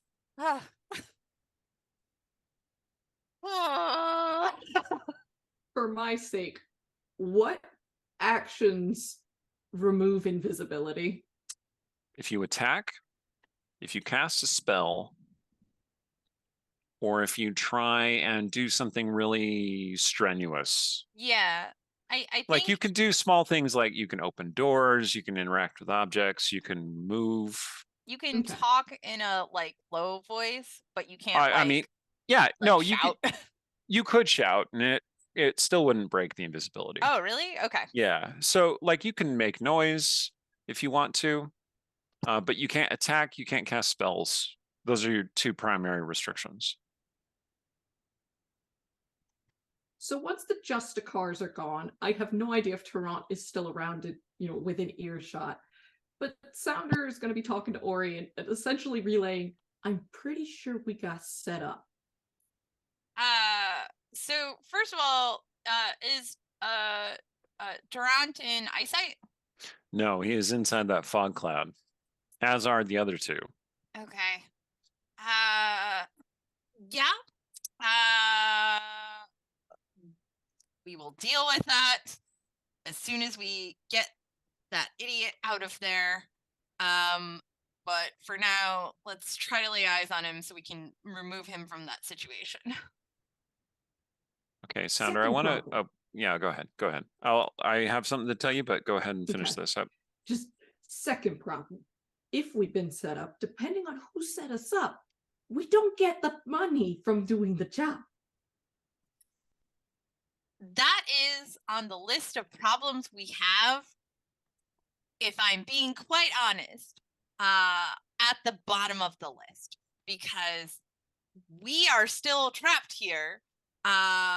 We are now wanted fugitives, so getting out of here is going to be even more difficult than it already was, and we have no idea what she is even doing right now. So let us Cut your just losses fix and the run it. first two things. Yeah. And like I feel like Sounder is trying to kind of move in the general direction they last saw Tarrant going, but like it's a fog cloud. She Yeah. can't see, like just kind of fumbling around. She doesn't even have her own hand to be like, can I see my hand in front of my face? Right. Okay, so the thing I was going to tell you, now that you are even more detached than you have been when your mind was relaxed or focusing on something else, or you were in nature by a stream, right? It's even stranger, this feeling of being here in Dayside.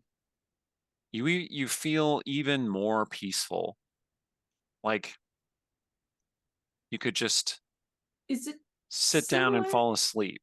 to that sensation that we experienced in the gray? I mean, not In really. the general sense of like doldrums kind of feeling, like could just not. Not exactly. It's more like actual weakness. Like you feel like your body is weaker than usual. Like you're Huh. losing touch with your vitality and the source of your body's power. Can we do like Arcana check? Well, or you don't know Oh. that this is going on, but Ah! Sounder, you could in theory do something like that. Yeah, I think Sounder will, because like this is weird. This is real weird. Mhm. What in the world is that possibly about? You can also try an insight check that might give you some information. So that's a 19 for Arcana, and if you let me insight as well, I'll throw one of those out there. Just a 10 for insight, though. Okay. With those two results combined,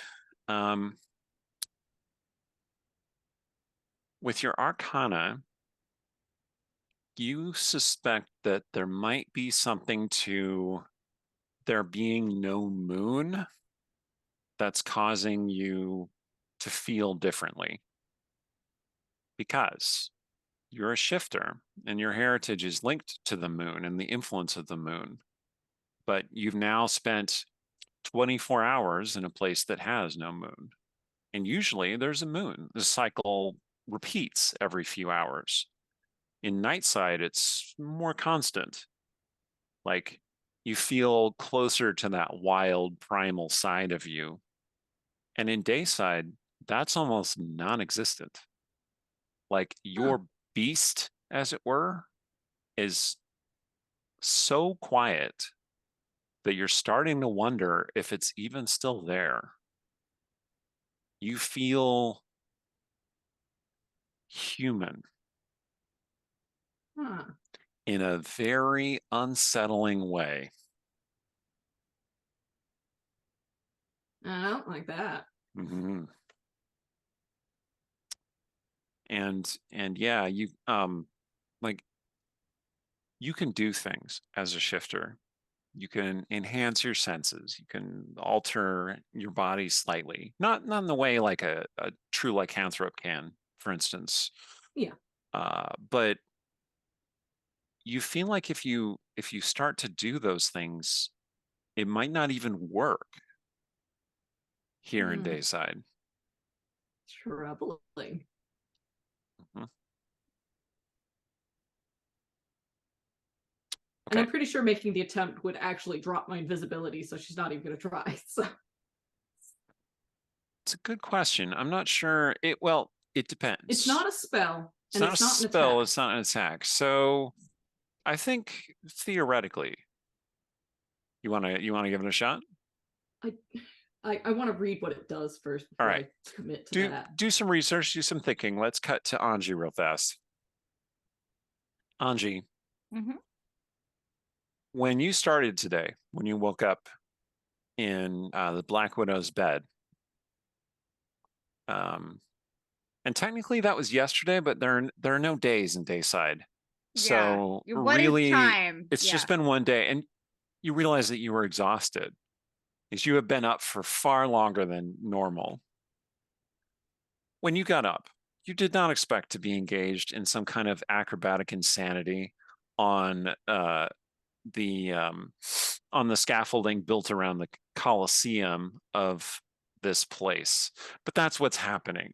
People are running around terrified because something is attacking, but they can't really see it. It's just two beings that keep moving and trying to get to each other. Tarrant is bouncing around, leaping, making these impossible grabs onto stone, pulling himself up. He's trying real hard to get to you and rescue you, whereas the face dancer is trying to evade him, and she takes shots at him periodically when he comes close. You know, she throws knives at him, she throws explosives at him, he bats them away. One time a fog cloud explodes in his face, but he keeps coming. He's determined to rescue you. And I'm gonna keep like yelling things like, Tarrant, you fool, get out with your life. You're under a spell. This is not my enemy. I'm good. And as long as I can continue to yell at him to like try to get him to disengage, then I will have no guilt in following this space dancer out of here to the safety the more powerful person is offering me right now. And you realize that all this activity has started to cause the scaffolding to shake and waver. And you realize that it has compromised the structural integrity when one of the rails that you were touching for balance falls off and topples out into the street. Oh, that's a problem. The face dancer goes, what is it with this man? Leave him alone. He's not a problem for us anymore. Let's get out of here. He's a problem for me and for the lady and for you. I don't give a damn what he does. He's stopping us from escaping. Not on purpose. He's quite useless that way. He thinks he's trying to rescue me. If you and I can get out of here, he'll be fine. Let's go. I'm not a wizard. We're not going to teleport out of here. And then a a board breaks under her foot, and she's like, ah! Then why'd you not bring a wizard? Clearly you're out past. Don't What can you we have do? something you can do Do I? other than bedroom stuff that the lady constantly tells me about?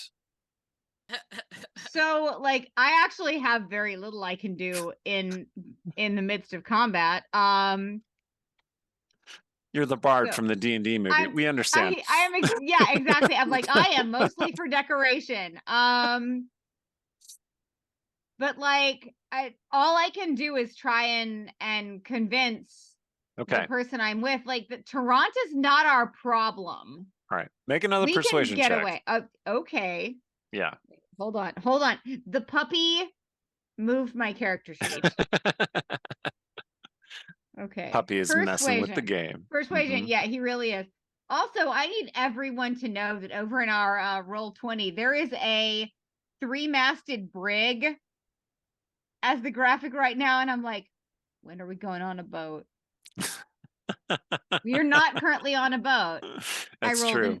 I rolled an 8 plus 7. So what's 8 plus 7? 15. 15. Okay. Okay. Widget. She You did seems that. convinced. Okay. I'm like, just like leave him alone, ignore him. Let's go. Yeah. He'll either forgive me or he won't, but let's get to safety before we have that conversation, basically. She says, well, I wish I could, but, and then he appears, he just like drops down between you and the stairs leading down. Toronto, I am not bewitched.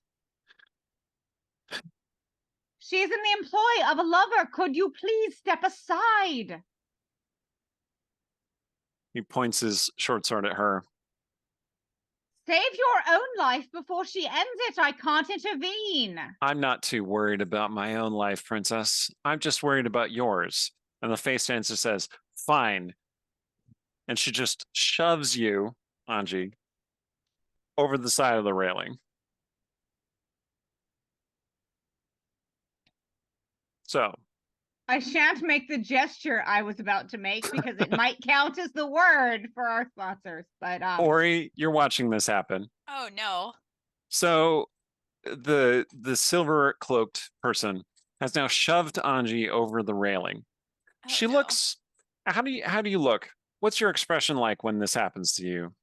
I am so effing confused right now. She's like, what just happened? And then Tarant comes leaping over the side to grab her. He does grab her. And then he kind of runs along the scaffolding support beam that's still there. It's rickety. It starts to bend as he touches it. But he's like almost running back up the building and slowing their fall. And then he lands on the ground and she lands on top of him. And he's like, oh, finally.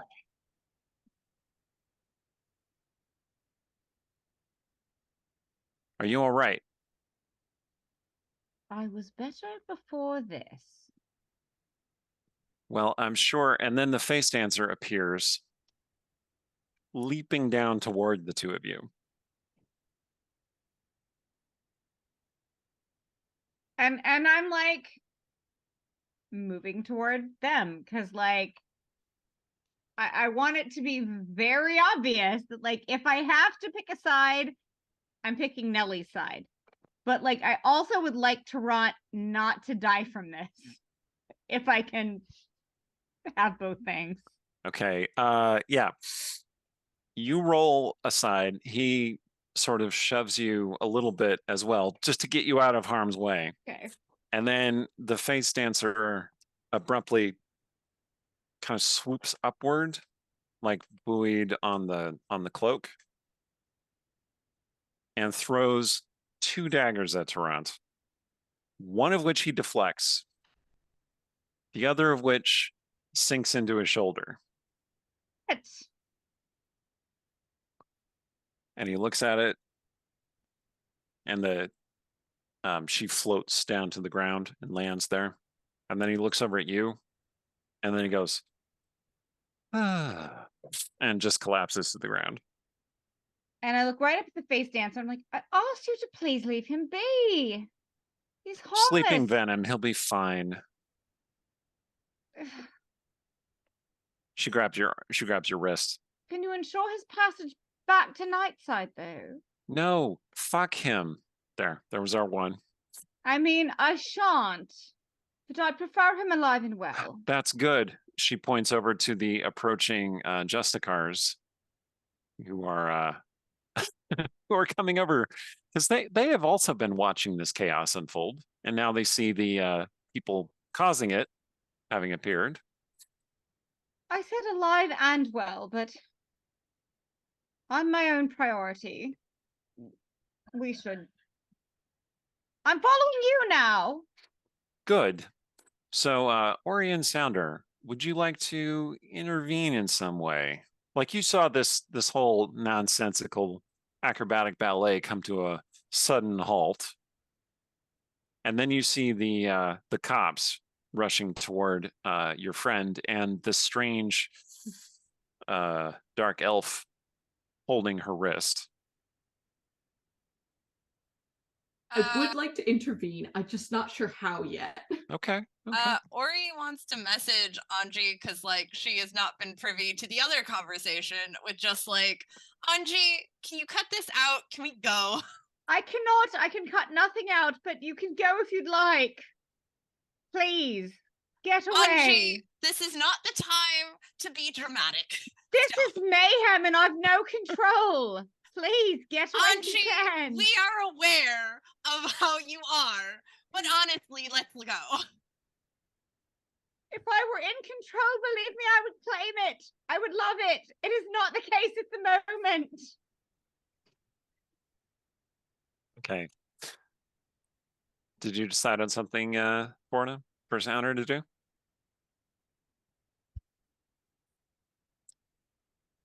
No is an acceptable answer. I just want to give you time to do something if you want to.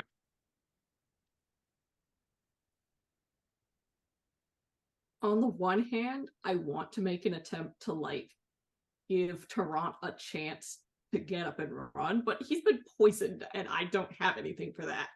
Right. So I guess breaking Tarrant out of prison is now on the list of things to possibly Yeah, do. because I guess my question is because like, is he like sort of subdued at this point, like, or can he still leave?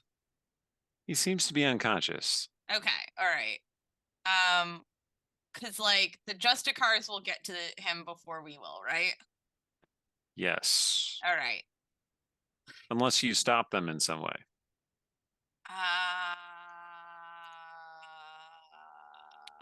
Well, the face dancer has another one of those fog cloud producing vials, Yeah. which she produces from her belt. She seems to be about to use that to cover her escape. Okay. So Ori says to Sounder, like, because I just remembered that I get an extra spell slot with my rod. That's correct. Nice. Mm-hmm. All right. I have one left. You stay here.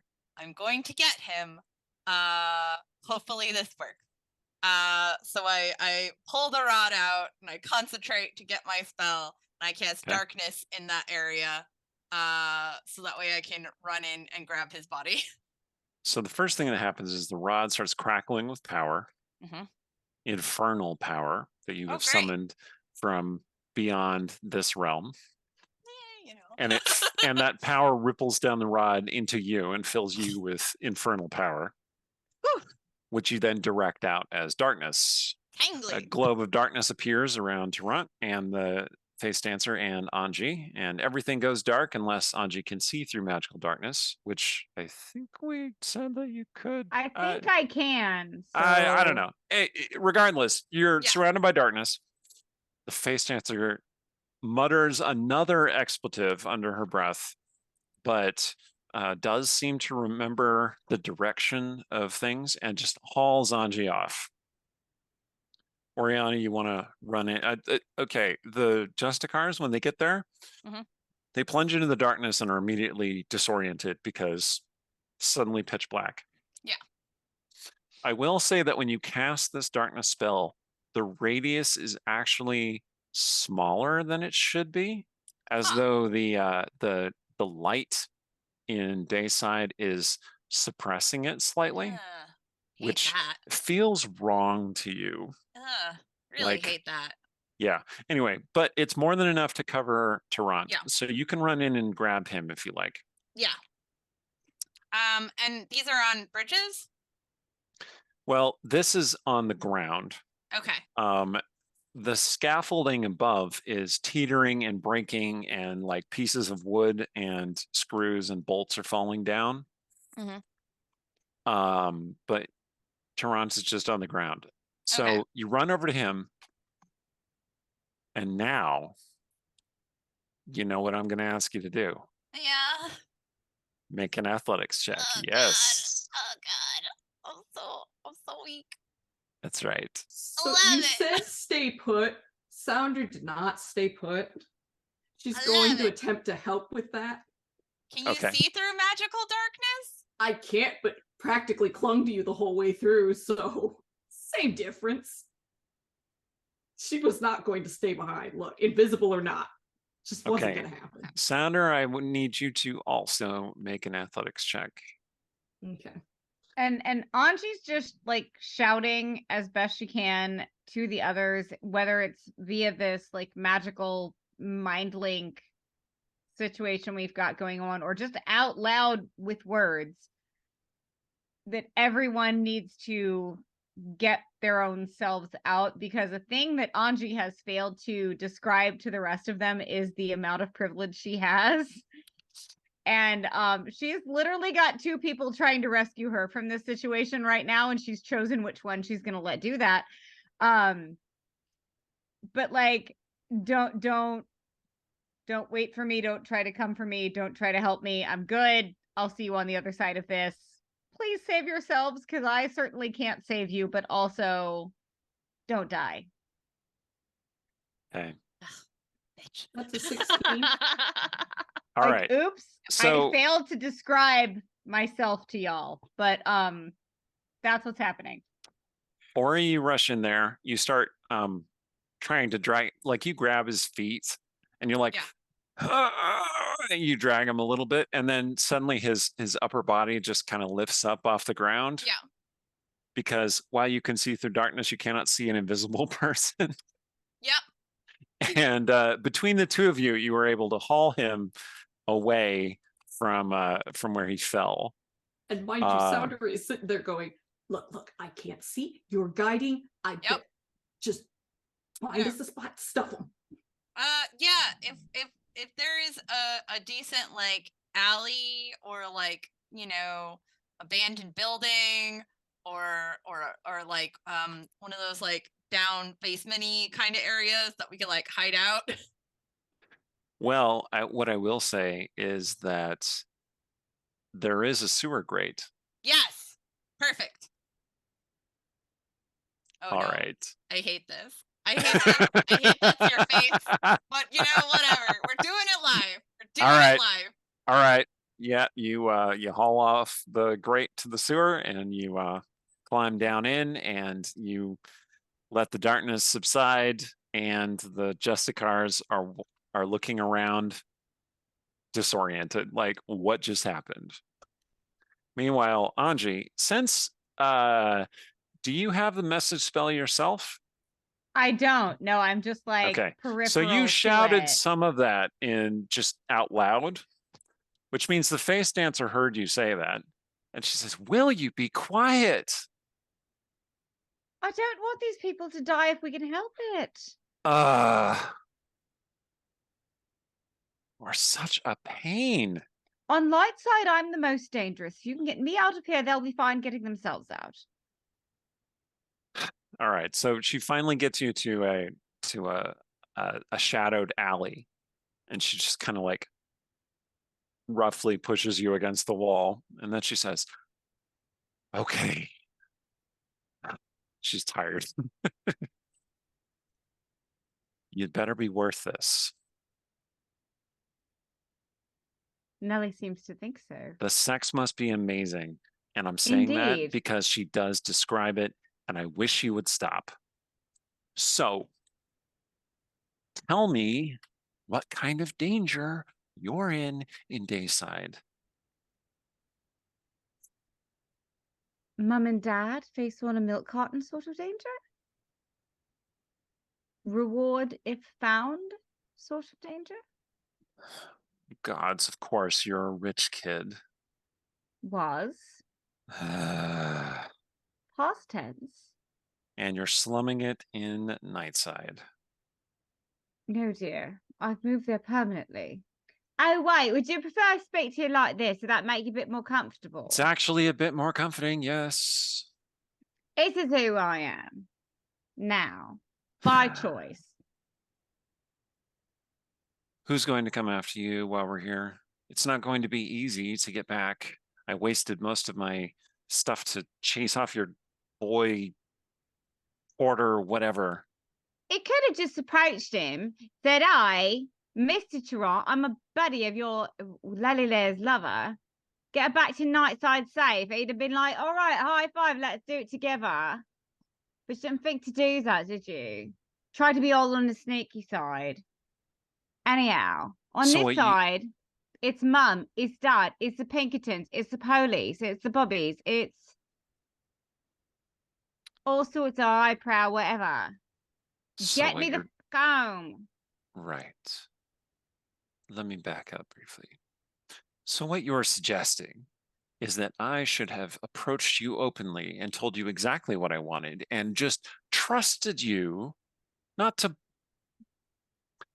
make a mess of everything like you did. Mess now, but at least you to say something honest. We'd not had a big fight in the arena. Well, I'd have crept out with you. Nice and quiet like. We'd be fine now. Be sneaking back home. No one ever been the wiser. well, I shall keep that in mind for the next well, time. you should. No, Yes. there will be no next time. I ain't coming back to Lightside unless I'm bound and gagged. Got it? I mean, the next time the lady needs to extract you from some mess you've got yourself in. I prefer to hope she'd not need to do that ever again. Anyhow. Oh, so you're going to retire from professional chaos making? Chaos has never been my profession, dear. Music is my profession. Chaos is my hobby. What's the difference? Darling, the difference is what pays the bills and what keeps one excited. Again, I can see why she likes you. All right, come with I shall me. follow you out of Lightside should you just lead the way. So I Say- beg of you. Say Lead nothing. the damn way. Yes. Say nothing unnecessary. Thank you. We have a deal. All right. Then she hauls you down the alleyway. All right. So it's getting on to being about 9, and this seems like a fairly reasonable stopping point. But before we end, a brief little epilogue. Rewind 24 hours before. The Doom Train is impregnable. Never been thwarted, never been robbed, never been derailed. Everyone expecting the Doom Train on its normal morning rounds sees a car emerge from the gray, going very slow, braking. The people on the car are standing around, disoriented, woozy. The single car attached to the locomotive is destroyed, except for a couple of coffins here and there. It seemed to be transporting coffins for some reason. People at the nearby station are watching the train, confused. What's happening? Is there some sort of problem with the train? And then all of a sudden, the rest of the train emerges from the gray, barreling toward it. The few people on the engine, you, leap off into the surrounding bay to get clear before the rest of the train slams into the engine, derailing entirely, crashes through the station, destroys vast swaths of area as this happens. As the train collides, it projects one of the remaining coffins down into the water.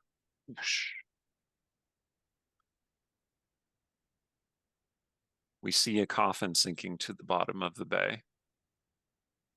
Bubbles rise for a while as air trapped within the coffin leaks out. And then nothing. It just disappears into the depths. Hours pass. The water darkens slightly. The water lightens slightly. No movement. And then a little black ichor starts leaking from the coffin into the water, spreading outward. Over the course of 24 hours, the ground around the coffin has started to turn black, with white veins creeping through the rock. Nearby plant life has turned brittle, skeletal. The coral shelf has started to die off and turn into wispy, ashen, dead version of itself. And finally, the lid of the coffin cracks open and a hand reaches out. And that's all the time we have for tonight. So, I have been Eric Scott DeVee, the DM of this campaign, writer, game designer, author, all sorts of things. Find me online. I'm also running the Path Arcana game, which will be back next Wednesday. We have a guest player in place of Ben, our dashing pirate with the death sword, and that's going to be real fun. I wanted to remind everybody about Idle Champions, our sponsor. Go check them out. We don't have a code for you this time, but they do still have their really awesome program, and you should go check it out. And on that note, take it away, Amanda. I am Amanda Cherry, author of contemporary and historical urban fantasy, TTRPGs, the occasional award-winning screenplay. I will be driving over to Eric's house to smack him around a little as soon as we get off the stream. You can find me online at Manda the Ginger on Twitter and TikTok. I'm also around on Facebook some of the time. Mostly you can find my books on Amazon and other major retailers. And yeah, I'm here every other Monday to let Eric torture my characters. Yeah, that's me. And I'll bring the puppy back in 2 weeks, I promise. Oh, I guess it's me next. That's you next. Hi. Right. I'm Forda. You can find me on Twitch, Twitter, and Ko-fi at FordaFair. No dash in between. I illustrate, play games, and sometimes stream all of the above on my own channel. I played Sounder tonight. That was awesome. I have so many questions and 0 answers.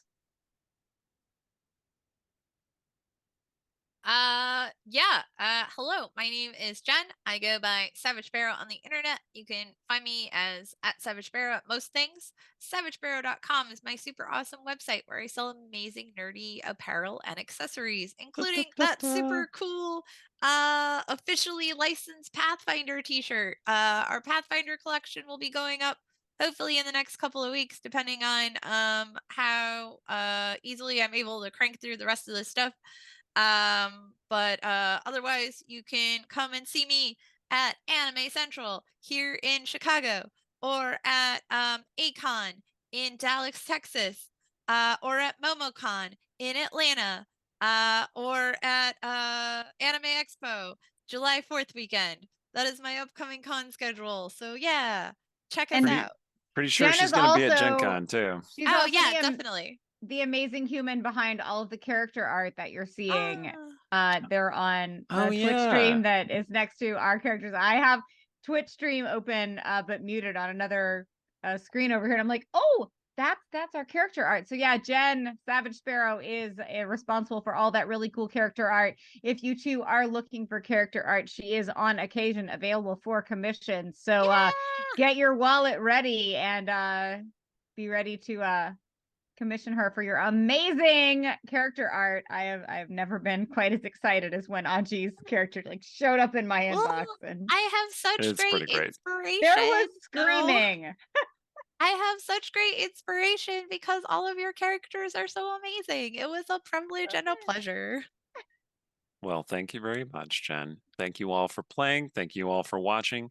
Until next time, stick to the shadows. We'll see you in a couple weeks.